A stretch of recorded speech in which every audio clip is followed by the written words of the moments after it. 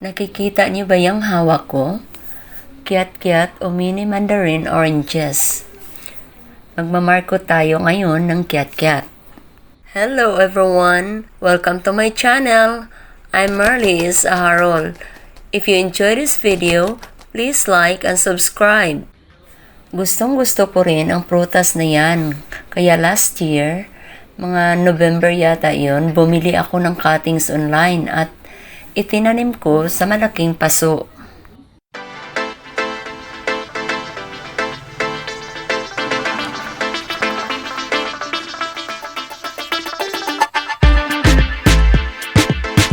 After 8 months ay tumubo naman siya at tumaas. Ngunit kakaunti lang ang sanga, kaya puputulin ko na sana para lumago. Pero parang sayang naman. Kaya naisipan kong i-markot na lang kahit medyo mura pa, ang sangang dapat ay puputulin ko na sana. Ayan, tinanggal ko na ang balat. Iniingatan ko kasi baka mabali.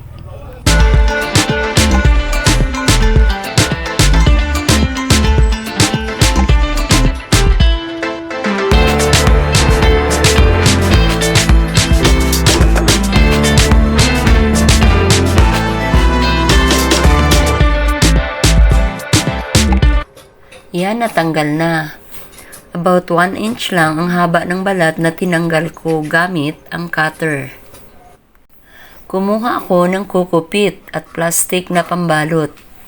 Kung walang kukupit, ay maaari ding gumamit ng garden soil. Ganyan lang karami ang gagamitin ko. Mamasa-masa yan para makatulong sa pagpapaugat ng sanga. Binabalot ko na ang sangang tinanggalan ko ng balat. Sa mga hindi pa nakasubok magmarkot, ay ganito lang siya kadali. Sumilo nga pala ako sa ilalim ng puno kasi biglang umaambon at kailangan kong mabalot na kaagad ang sanga bago ito matuyo.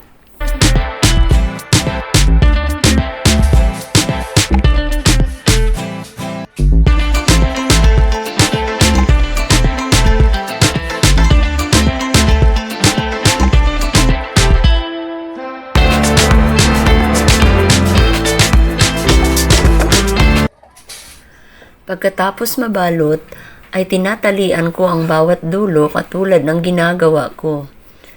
Dapat talian upang hindi malaglag ang kukupit o di kaya'y lupa na ginagamit mo sa pagmamarkot at hindi ito matuyo.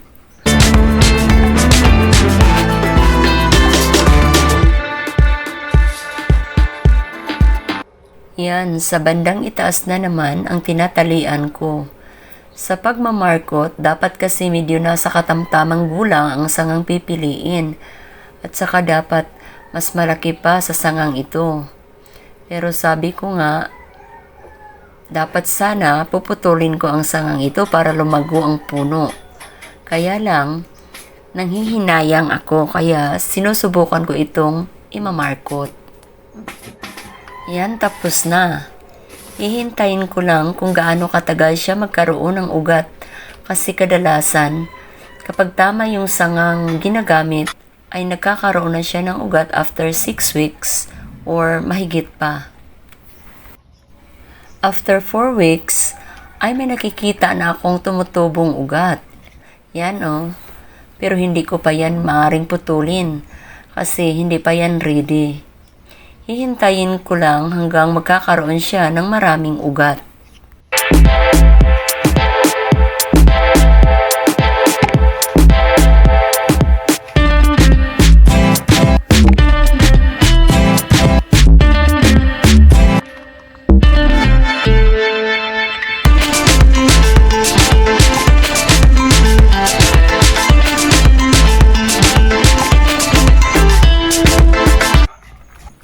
Eto na, 9 weeks na ang nakalipas. Mayroon na siyang mga ugat, kaya maaari ko na itong puputulin mula sa mother plant at itatanim sa bagong paso.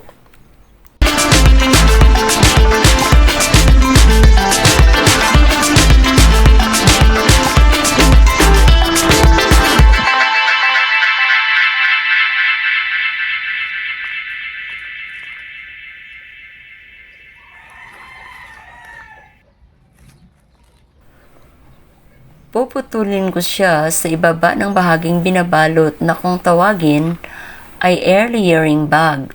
Sisiguraduhin ko lang na hindi maputol yung ugat.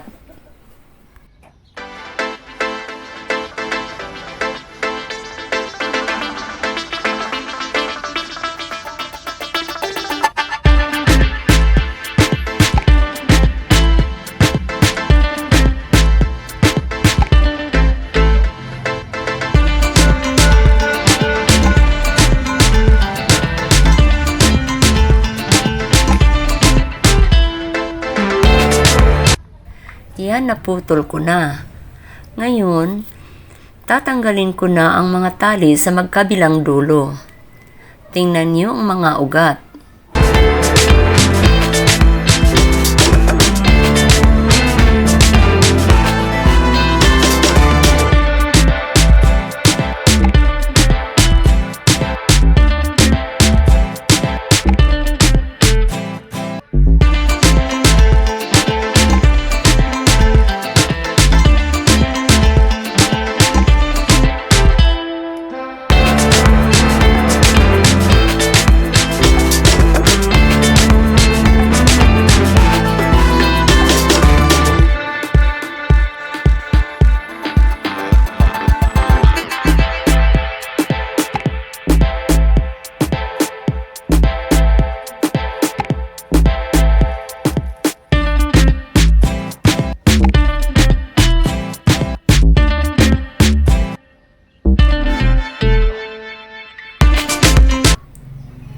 At dito ko siya itatanim. O di ba? Mayroon na naman akong panibagong tanim na kiat-kiat.